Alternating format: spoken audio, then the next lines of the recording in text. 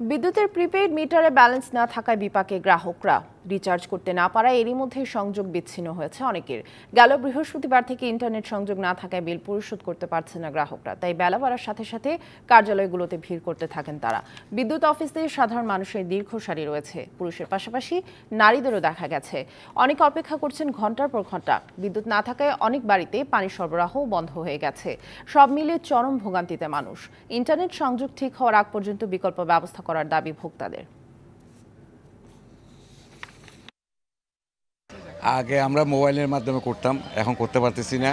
আমরা খুবই কষ্টকর, সকালবেলা আসি দাঁড়ায় আছি এ পর্যন্ত। আমরা এই আগে যেরকম আমরা একটা রিচার্জ পাইতাম, এখন তো এরকম পাচ্ছি না। মোবাইল ইন্টারনেট সব কিছুই বন্ধ। এখন ভাই আমরা সকাল 6টার থেকে আসি, এখানে এসে দাঁড়িয়ে আছি। তো আমি তো ধরেন আপনার আসছি প্রায় 40 থেকে 45 মিনিটের মতো হচ্ছে। তো ওরকম আর কি, এখানে লাইন তো দেখতেছি অনেক লম্বা সামনে। তো এবার কখন পাই ওটা তো কোনো নিশ্চয়তা নাই। নগদের কাছে সব গ্রাহকই প্রিয়, তাই তো সারা দেশে ক্যাশ আউট চার্জ সবচেয়ে কম।